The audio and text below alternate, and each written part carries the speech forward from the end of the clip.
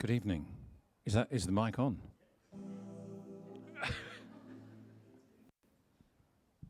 Thank you. Well, welcome to Circle6. It's a very special evening today because we are going to do something we've never done before. I'm going to have a live music performance. So we're all here with bated breath and a very special evening for us. I would like to say a little bit about Circle6. But first of all, I'd like to introduce Corey Kenny, our First Nations designer, to acknowledge country.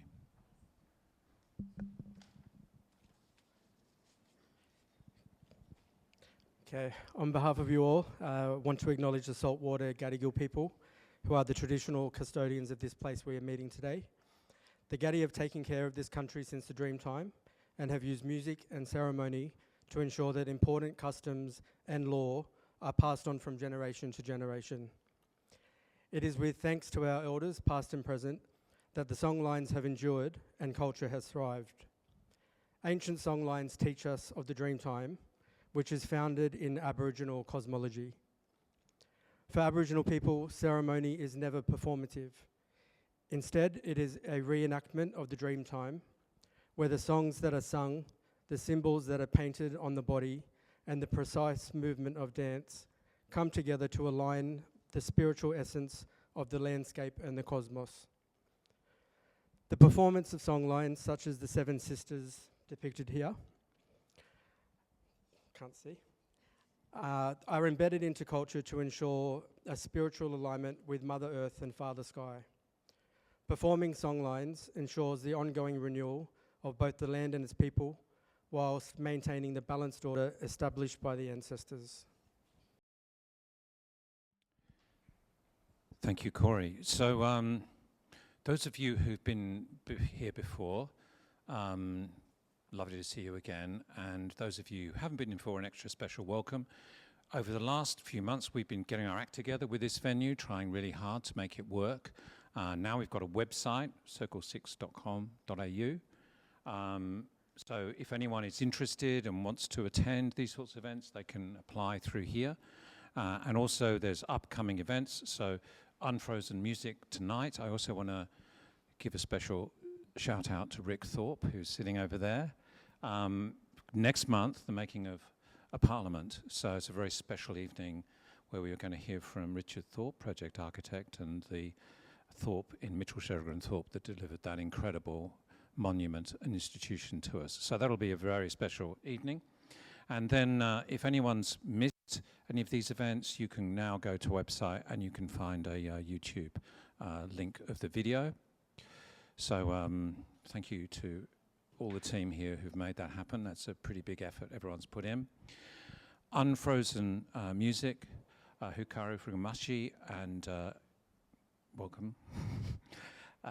Really looking forward to that with Elizabeth Carpenter and Annie Hensley. And so I'm going to hand over to Elizabeth, who I'll give a brief introduction to. So Elizabeth Carpenter is a very distinguished Australian architect. She is presently the New South Wales president of the Australian Institute of Architects. And I have had the pleasure to work with Elizabeth for many years. I did a little bit of research and realized it was over 30 years. Yeah, which means we must have started working together when we were in primary school, so if I get the numbers straight. Okay, so please welcome Elizabeth Carpenter.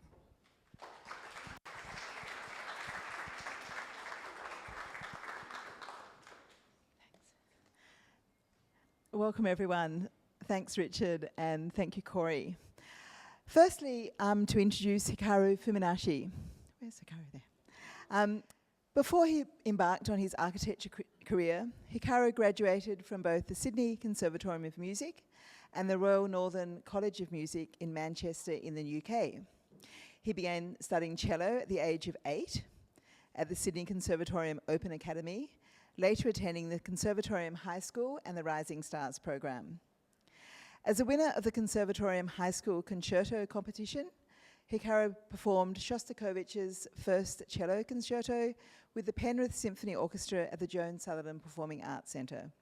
He later studied at the Sydney Conservatorium under Julian Smiles as a recipient of the Corina de Meyer String Scholarship, where he also led the cello section of the Conservatorium Symphony Orchestra. At the Royal Northern College of Music, Hikaru studied with Hannah Roberts as a recipient of the Jealous Bequest Scholarship and was a finalist in the Barbarillo Prize for Cello. He's performed widely as a soloist and a chamber musician, including performances of Dvorak's cello concerto with the Ormskirk Music Society, and continues to collaborate across music, architecture, and multidisciplinary performance projects. He currently performs as a casual with the Sydney Symphony Orchestra. So, tonight's conversation is through the lens of two suites for cello, as selected by Hikaru. J.S. Bach's Cello Suite No. 1 in G major, and 194 years later, Max Reger's Cello Suite, also No. 1, also in G major. So the star of this evening is Hikaru.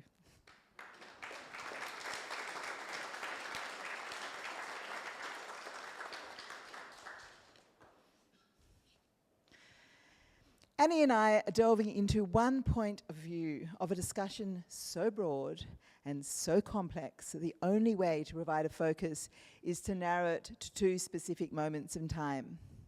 We are both architects, therefore, of course, we're generalists, and we're also amateurs when it comes to music. However, we were both intrigued by this edition of circlesix. Drawing parallels between music and architecture, storytelling and precedence, structure and form, proportions and mathematics, rhythm and movement, harmony and tension, pattern and colour, silence and void, dynamics, compression and release, and of course, time. I'll let Annie speak for herself, but I came back in February from being in Perth, helping my dad move house. I realised when I was there how much music had influenced my life, as we tried to navigate 16 recorders, a violin, a piano, a harpsichord, a spinet, a lute, and a tin whistle. Music is referential on so many levels, and it makes perfect sense to me that Hikaru decided to study architecture after his music degree. To give you a sense of how the evening will unfold, I'll provide a brief synopsis of the program. Annie initially will just take us through a little bit of history, some Western beginnings of music and proportion, and then she'll delve into the first Bach suite. Hikaru will then play. I will then talk about Reger, and then Hikaru will play Reger's suite. We'll then have a conversation of comparison which we would like you all to join in. Like all good architects, we need to understand context and precedence. Johann Sebastian Bach's Cello Suite No. 1 in G major was composed during his time at Cöthen in the early 18th century as a part of 6 suites for unaccompanied cello. These works are considered foundational to the solo cello repertoire, demonstrating Bach's ability to imply harmony, counterpoint, and large-scale structure through a single melodic line. Though modest in outward scale, the suite exemplifies Bach's synthesis of formal elegance, contrapunctual composition, and expressive economy, and remains central to both Bach's performance in practice and the broader cello canon. Music was celebrated, Baroque architecture flourished, scientific endeavours started to frame the direction of the future. So here's a bit of a timeline of what was happening in the world when Bach was alive. So just to pick out a few important events. We had Newton's foundation of modern physics in 1687. We had Dampier's Australian exploration in 1699. We had the pianoforte invented in 1709. Fahrenheit, 1706. The Act of Union, Kingdom of Great Britain, was formed in 1707. Paul's Cathedral was completed. 3 very important Baroque buildings, the Karlkirche, Frauenkirche, and Belvedere Palace in Vienna were completed. Bach composed the Brandenburg cellos. Vivaldi, the Four Seasons. Handel's Messiah was premiered in Dublin. And what else? Oh, in 1742, the Celsius scale. So a lot was happening. The solo cello Suite Number 1 by Max Regner occupies a distinctive position at the intersection of historicism and originality, where Baroque models are clearly acknowledged but refracted through an early 20th century harmonic language. Written in 1914, the suite reflects Regner's engagement with the unaccompanied cello tradition, most famously associated with Bach, while simultaneously asserting a modern identity through expanded chromaticism and structural reinterpretation. While the opening of the suite invites comparison to Bach's G major prelude, Reger's treatment quickly establishes a more modern, expressive world. Dynamic shaping is explicitly notated, harmonic tension is more persistent, and the cello is pushed into a broader technical and registral spectrum than in the Baroque precedent. This piece was composed in a tumultuous time of change and increasing uncertainty, a time of experimentation. So just looking through this, we've got some quite incredible things were happening in Regner's time. We had the telephone invented by Bell. We had electricity in Berlin. We had Brahms's first symphony was performed in Karlsruhe. We had Mercedes-Benz. We had the Krakatoa eruption. Bismarck was dismissed, which then unfolded a chain of events. We had the Zeppelin. We also had Arrhenius identified global warming, and that was in 1896. Coal pollution was exceptionally bad in the Ruhr Valley. There was a Boxer Rebellion in China. There was also some quite important architecture. So we have Joseph Olbricht's Vienna Secession Building. We have Hoffmann's Palais Stocklet. We had the Fagus Factory. That one's for John. Meyer and Gropius's glazed curtain wall. We had the Steiner House Luz for Richard. And AEG actually appoints Behrens, so that was the first sort of, commercialization of architecture. In 1914, World War I was declared.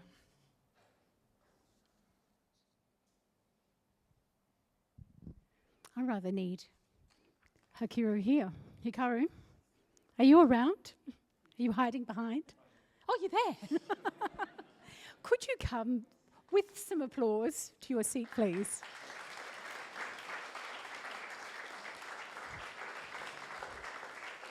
Hikaru is going to play me some really difficult chords. My background is that my father chose medicine over a place at the Con for conducting. Every moment of my life was full of classical music and jazz. I was dragged around every cathedral and palace in Europe and listened to an equal amount of music over there. I'm deeply passionate about music, and when we had to do general studies at UNSW, I came across a guy called Graham Pont. Some might know him, but he taught the origin of Western ideas and the philosophy of the cosmos, particularly in the traditions of Pythagoras and Platonism and the music of the spheres. It brought together all my passions, music, science, philosophy and architecture. And still those things are connected today.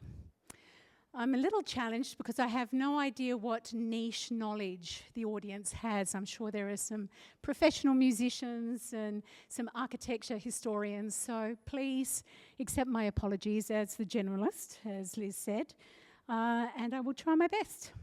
But Hikaru's fascination with the relationship between architecture and music is not a new one. I'm sorry, Hikaru. Let's just do a bit of a clicker.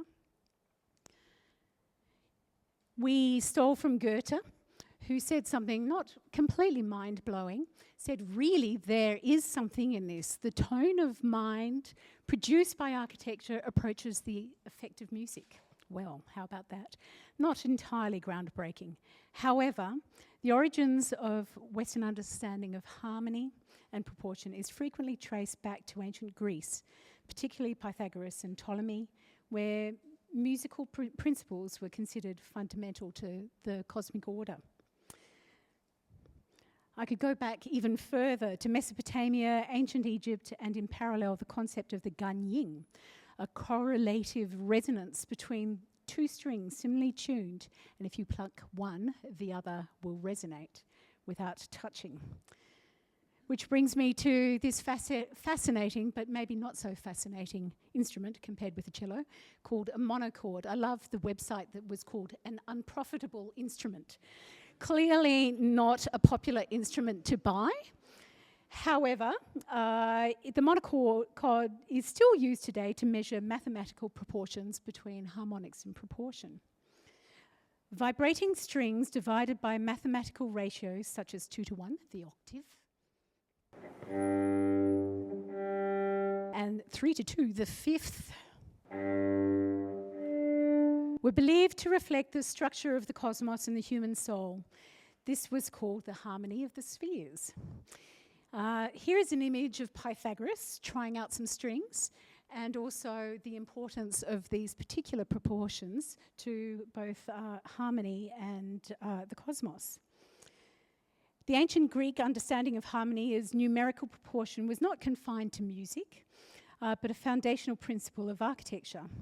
But also, they believed it governed the movement of the 7 heavenly bodies, the planets, and their distance from Earth, the microcosm of the man, and then, of course, the numerical proportions of architecture, where spatial relationships were thought to reflect the same ordered ratios that governed sound and the cosmos.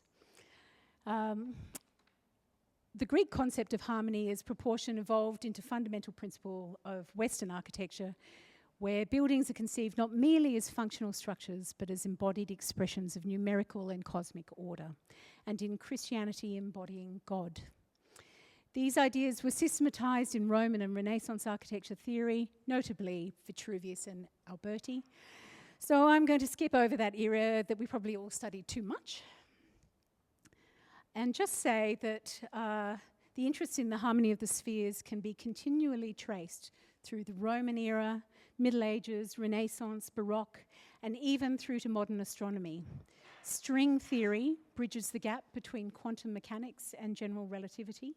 It proposes that the universe is made of tiny, vibrating strings. Stephen Hawking stating that this could be the theory of everything. Most importantly, Mike Oldfield previously released an album called Harmony of the Spheres, and Coldplay named one of their albums Music of the Spheres.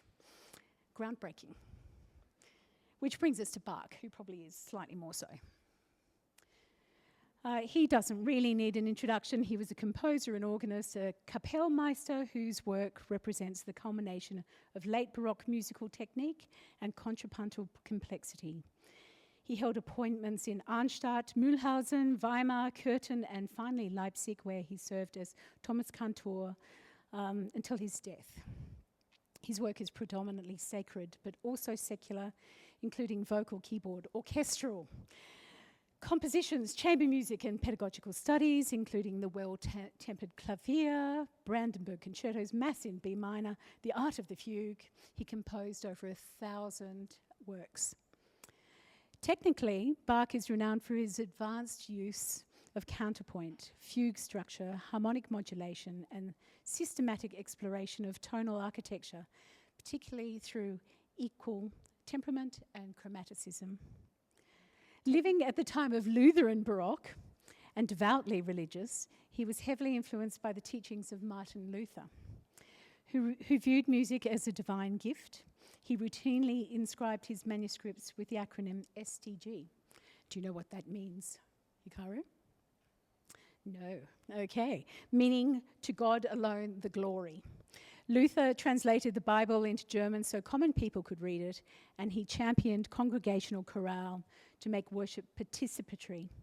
And here you can really see that both the music that was sung and the architecture of Lutheran Baroque were brought together in this participatory gathering space. This is the Frauenkirche in Dresden, which only in the last few years finally got rebuilt after the Second World War. It has taken that long to rebuild, but it is an extraordinary space.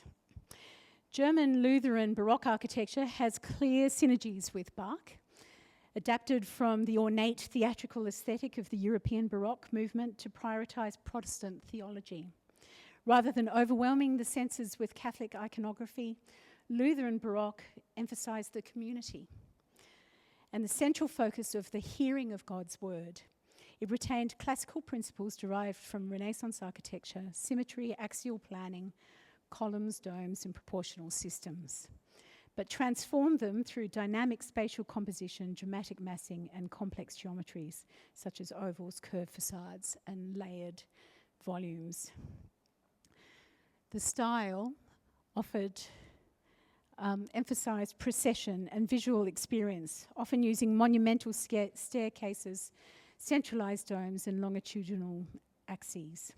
So clearly, time is an important thing in Lutheran architecture as well as in Bach's music. Perhaps no composer has been analysed more for his mathematical roots and the relationship of his music as Bach to scientific and proportional pattern and form. Einstein said you can't listen to a piece of Bach without knowing that it's mathematical.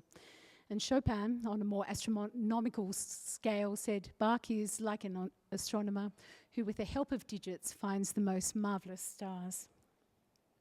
The embedding of numerology and sacred proportion in Bach's work may perhaps have been a way of embodying God without the overabundance of ornament, to reflect divine order through music. There is much evidence that he deeply knew and was passionate about mathematics, including his membership of a science and music group, Correspondence Society of Musical Sciences in Leipzig, founded by one of his pupils, Lorenz Mitzler, university lecturer and court mathematician.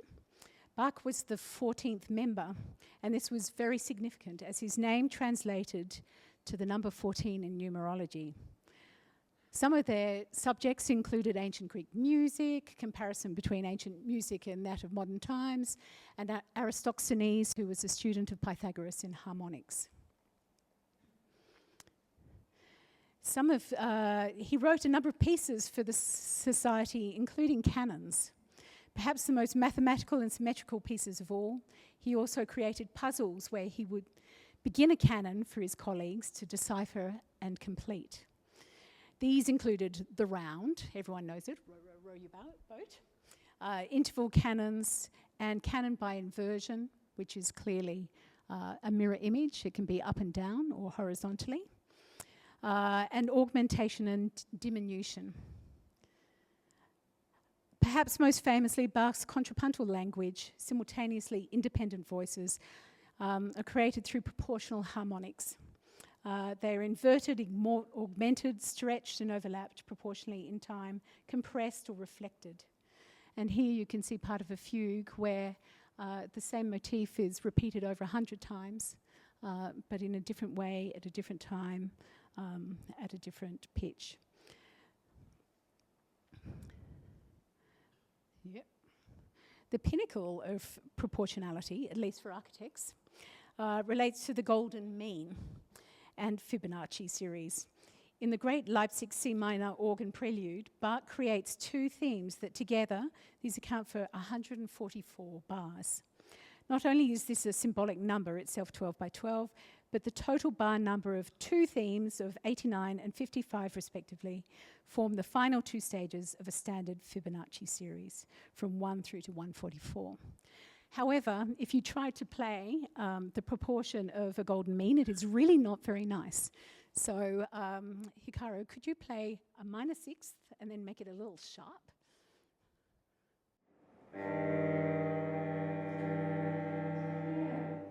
That's the problem with the golden mean. It just doesn't fit into the proportional, easy proportional theory. So multiple patterns unfold with mathematical rigour, yet never lose expressive force. The paradox is that his music, that feels highly emotional and charged, yet intellectual, is like a cathedral. Bach's compositions seem simultaneously engineered and transcendental. And to Bach's cello suite. He wrote this in Leipzig when he was working for Prince Leopold. It was his secular era, and he composed an extraordinary amount of work, including the Brandenburg Concerti, the Well-Tempered Clavier, the cello suites, just to name a few. And he originally considered them more of a technical exercise, and then they sort of faded into obscurity and were rediscovered by a Catalan cellist called Pablo Casals. All suites begin with a prelude, the first prelude being harmonically very similar to the first prelude of well-tempered clavier, and are followed by a suite of beautiful dances. And also, interestingly, it is thought that it was originally played by violoncello da spalla before it was played by a cello. The dances and forms that were recognised across Europe are particularly critical to these secular works and their forms. So thank you very much, Hikaru. I think we can begin.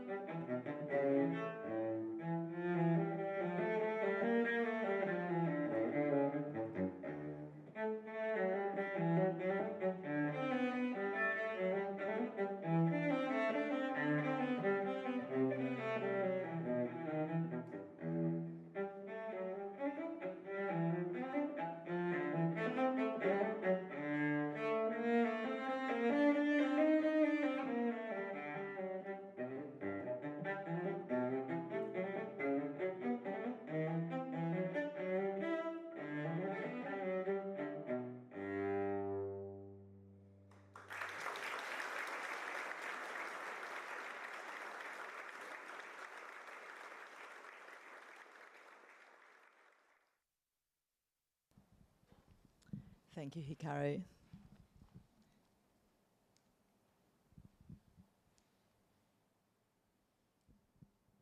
Great. So now to Max Reger. Reger is a referential to Bach. The combination of historicist influences and early 20th century modernist influences in Reger's work have been misunderstood for much of the century that has passed since their publication in 1915. However, in the last 20 years, there's been an increased interest in performance and recording of the suites. Apparently, the original score has actually never been found. Unlike Bach's suites, Regner's language is intensely chromatic, harmonically saturated and psychologically introspective. The cello suites stand between historical reverence and modern harmonic instability, embodying the transitional aesthetic of early 20th century Germany. A little hint of where we can start to see the differences. A little quote. Reger's cello suites are a bit like cod liver oil. They're good for you, but would you want to live on them alone? Reger's lifetime coincides with one of the most concentrated bursts of artistic and architectural innovation in European history. Historicism and the Grundzeit, the Reichstag building, combined Neo-Renaissance and Baroque. Symbolism and early secession. Olbricht's secession building in Vienna. The building is defined by tension between abstraction and geometric purity and ornamentation. Reger's cello suite is a musical equivalent of the secession building. Neither Olbricht nor Reger broke with tradition. Both pushed it to a point of maximum tension and held it there. That suspended quality, neither resolved backward into historicism nor forward into modernism, is what makes both works characteristic of their moment in time.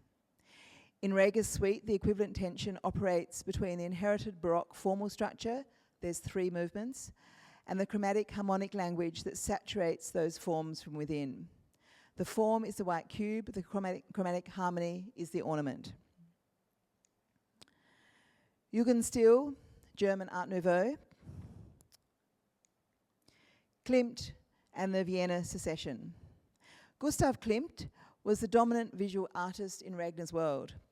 His Beethoven frieze, created for the Secession exhibition, located in Olbricht's building, and honouring Beethoven with a Mahler symphony performance, is one of the most direct intersections of music and visual art in the period. The longing for happiness, the frieze opens with the floating ethereal figures representing a deep yearning of suffering humanity. The hostile forces, humanity's path to joy is blocked by grotesque and terrifying monsters.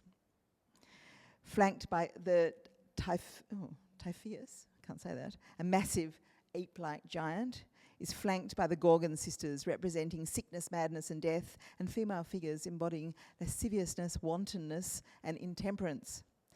The arts and redemption, the knight is ultimately unable to deliver humanity alone, and the focus shifts inwards to the arts. The ode to joy, the frieze culminates in a triumphant embrace. You can make some direct parallels between Klimt's work and Reger's. However, there's one difference. The secessionist exhibition took place in a world that still believed in the Beethoven promise of joy. Reger composed his suite in a world that had begun to doubt it, in the opening months of a war that would kill 17 million people.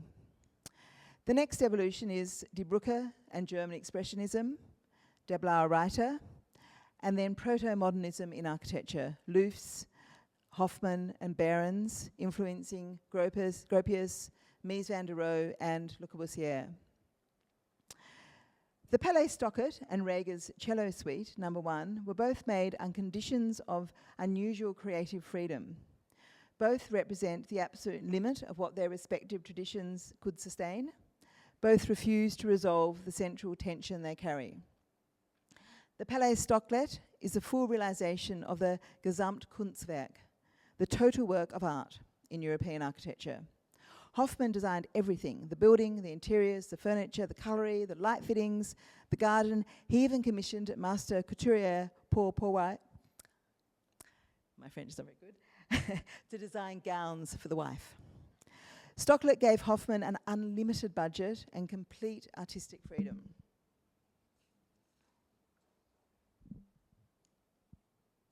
The plan organises movement as a carefully composed spatial sequence rather than a symmetrical hierarchy of the Baroque. Every room, transition, every threshold, every change of ceiling height was conceived as part of the Gesamtkunstwerk. The plan breaks the symmetry of the Baroque in unexpected ways, and this is evident as well in the section. The entrance is compressed, anticipating release. The lofty reception room provides a sense of heightened grandeur.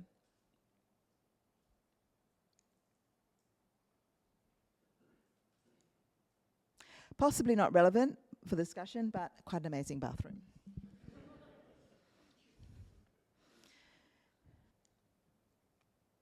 The aerial view shows the manipulation of the geometry.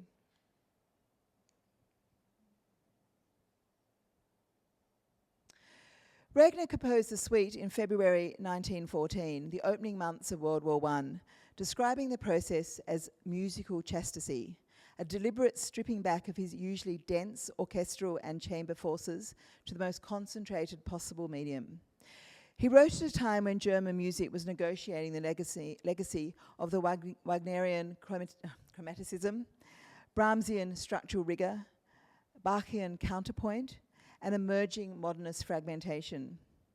In doing so, the suite stands as one of the finest, most concentrated statements of the romantic tradition in German music.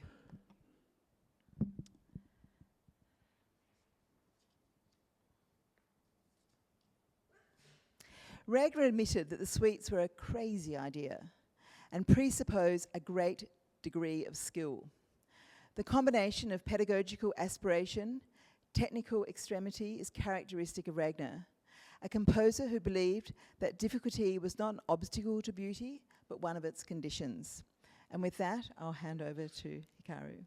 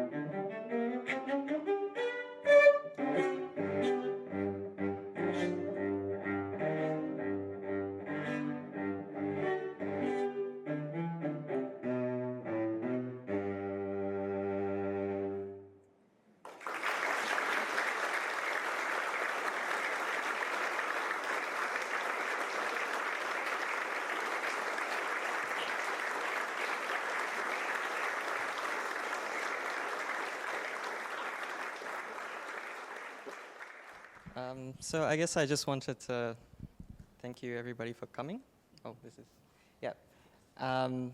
Yeah, and I was just wondering if anybody knew or heard any of the references in the second piece, the Reger.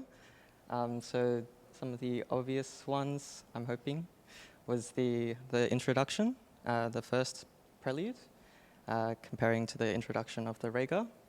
And then there's a quote from the G major prelude in the second movement, so the slow movement for the Reger. And yeah, just some other little quotes and bits and bobs that I hope you heard. So this is, yeah. Bach was the 6 movements were luminous, contemplative, playful, tender, graceful, and jubilant, with architecture and harmony. Reger is yearning, grief, and defiant, architecture and tension. So I think we had a question for the audience, didn't we? Yeah, I guess my question was, how did you feel about those two pieces, and kind of what sort of reaction did you get from it? I'd be particularly interested in people who aren't so familiar with classical music, just to see what their, I guess, gut reaction is, because I did kind of want to, reframe this context of music and perhaps talk a little bit more about how it could relate to architecture as well.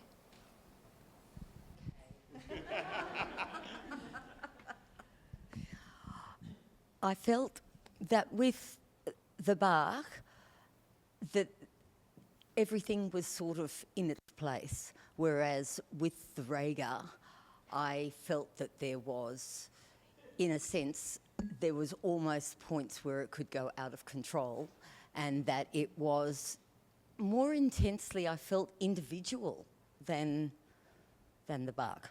They were my immediate sort of feelings about it. Yeah, I thought that the Reger was struggling, almost resentful of the paradigm of past anchors, Bach providing those past anchors, and it's a rebellion against those anchors. It's like a movement that wants to get out of the paradigm.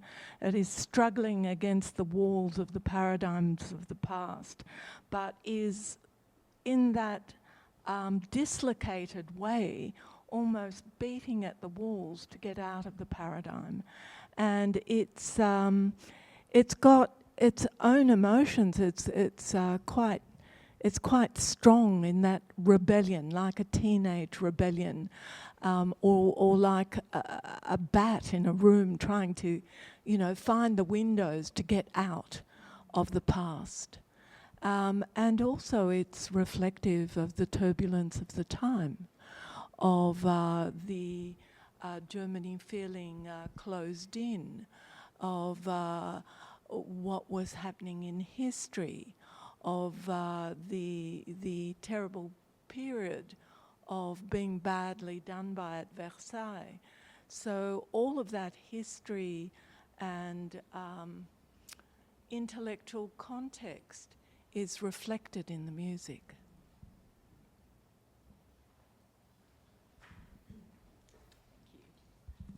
Would anyone else like to comment? Richard? Jesus, no one wants to hear from me. Thank you, Hikaru. That was really moving. And my own personal observation then is that Bach, I thought, was very comforting, joyful, and kind of supportive, and we all feel great listening to it. And Reger was, painful. There was a struggle. There was pain. It's hard, but also there's an incredible truth to it, which I think cuts through that and makes it, deeply, in a sense, meaningful experience to listen to. And I think, they're the two things that art does to us, right? It makes us feel good and supports us, and then it challenges us and confronts us. Thank you. I think the more and more both of us, research into it, the more I could really appreciate why you chose both those pieces. It's actually really, really interesting to and the more you listen to it, there were lots of tram rides home when I was listening to it. The more you listen to it, the more you understand sort of the context it's in, what was happening at the time, but then always that sort of reference back to Bach.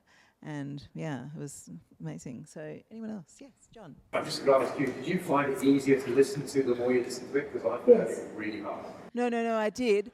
But I think the thing that I also really appreciate is it is apparently one of the most technically difficult pieces that has been done for cello, which is quite incredible. And it's amazing, totally, yeah. So I think, you didn't make it easy for yourself. Jason, can I ask a question to Hikaru? In terms of playing that, how do you feel? I think as an audience, we all know how we feel, but playing it technically. I think you come to get to know the piece a little bit more when you've been kind of sitting with it for a couple of months, and you kind of dive into the intricacies of the piece. And yeah, I guess that's kind of why I picked it as a conversation with architecture, because I feel like a lot of the details are kind of missed in the first kind of viewing of a building. And I thought that, it's just something that I'm hoping you guys all listen to the Reger just a couple more times. So you can kind of get that feeling of when you start to understand the sort of nuances in a piece that you might not fully appreciate at first glance. And I guess that's kind of why, with architecture, I think especially as architects, we kind of see things very differently to the general public. I guess I would kind of like to, extend that question back to you about what you design. Yeah. Hikaru and I were talking about the fact that it still stems from romanticism. And even though John thinks it was to the point of almost unbearable, it still has an approachability and an emotion to it that even if you find it difficult, you understand, whereas you head towards Schoenberg, which isn't too much later, and that gets a whole lot of difficult. And what about that, Hikaru? I don't know. When I was researching this initially, I was kind of, because I did know that Reger was kind of this pre-modernist sort of figure, and then I guess I started thinking about architecture in terms of perhaps Le Corbusier, who we kind of think of as the most preeminent modernist, and there's this sort of divergence of thought with the breaking from tradition and the sticking to tradition, and that's kind of the thought process that I was having. And in regards to the listenability, I would encourage you to listen to some Schoenberg and tell me if that's any more palatable for you.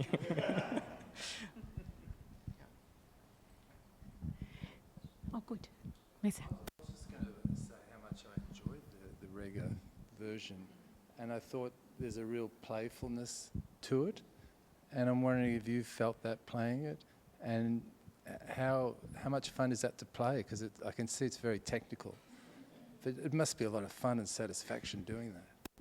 I think it's one of those rewarding things that you only get when you've worked at it for a very long time, and I'm sure everybody in our office kind of understands that sort of pain of just going through all these details, working out how things work, and then when the building is built, you kind of have that satisfaction of all of that work was not for nothing. Yeah. But a lot quicker. Oh yeah, sorry.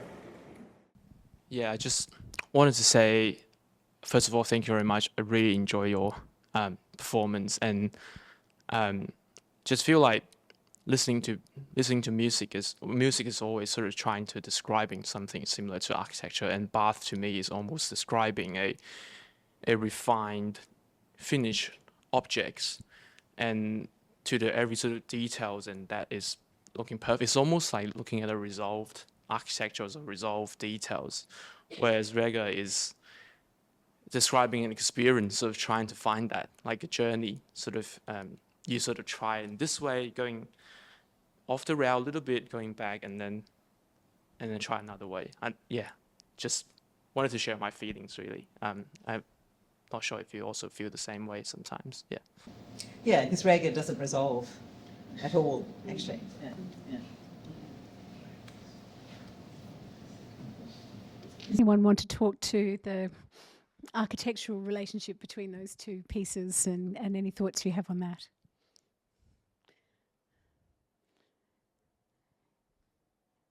I think that means no.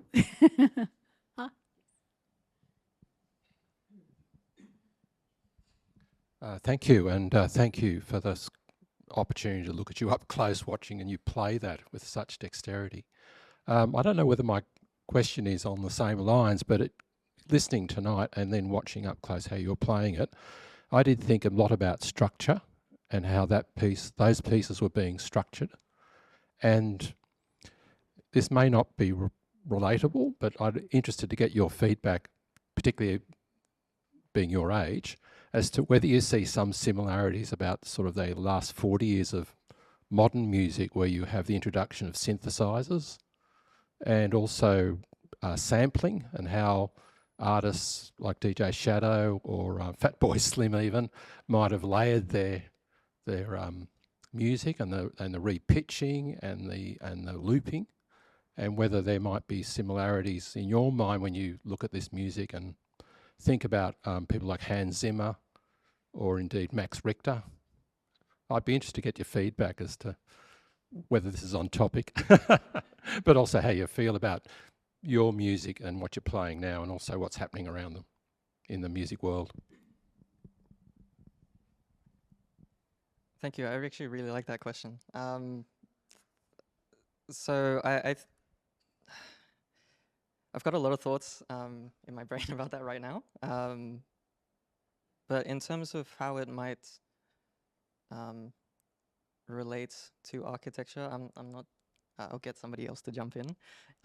But I do find there's a tendency or a path towards more computational designs, which I kind of see this sort of similarity with the music industry.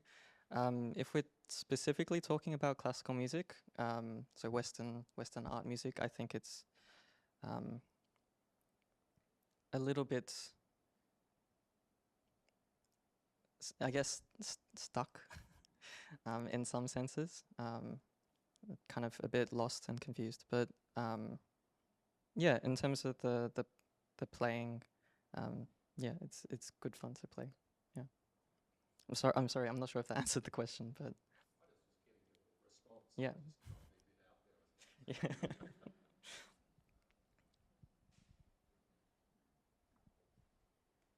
It was interesting what you said about Richter, because he does sample a lot, like Bitter Earth that he remastered, and it's a lot of repetition and stretching and augmenting, and in some ways I wonder, you know, compared with what I was showing with what Bach was doing, he takes a motif and he does multiple things to it and turns it into a pattern, whether Richter's actually onto something that is on the shoulders of all of that fugal, contrapuntal kind of work, perhaps.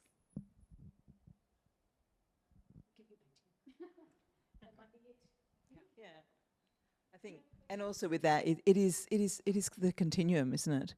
It's history, the precedent, and everything we do always is referential. And no matter what you think, it's never original. It's always referential because history's, you know, it's always there. So, yeah. Anyone else? Or I think should we? Oh no, we've got one over here. Great. Hikaru, just another question for you. I just be interested to hear. Obviously, both architecture and music require a lot of discipline, and I'd love you to correct me if I'm wrong about this. But I feel like music, it's often recreating a piece like this sort of to match as well as possible the intention of the composer. Whereas with design, there's an element of innovation and creation. And I wondered how those two disciplines sort of interact with each other when you're trained in both of them, and what your design process is like. If it's informed at all. Sorry for another difficult question.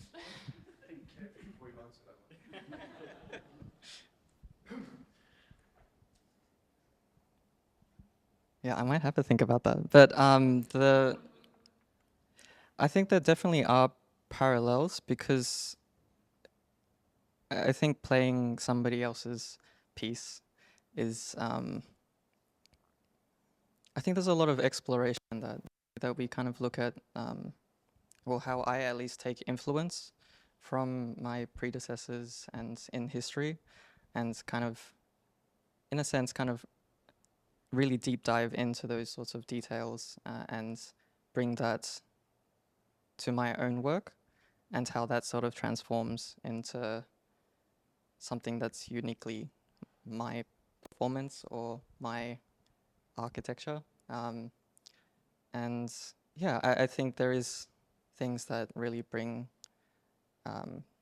that sort of thought process into architecture, my architectural learning as well. Yeah. Great. Well, I'd just like everyone to applaud this extraordinary cellist one more time. Thank you so much, Hikaru. And also, he fitted this in at the same time as lots of student deadlines up until this week, and we're enormously grateful that you fitted it into your tight schedule. And as per tradition with Circle 6, we have a gift for you, Hikaru. This will help you through those next uni nights. We decided wine wasn't appropriate. We thought maybe sugar was better. But thank you. Yeah, thank you all for coming. And please hang around continue the conversations. And yeah, and then we'll welcome you to the next one of Rick.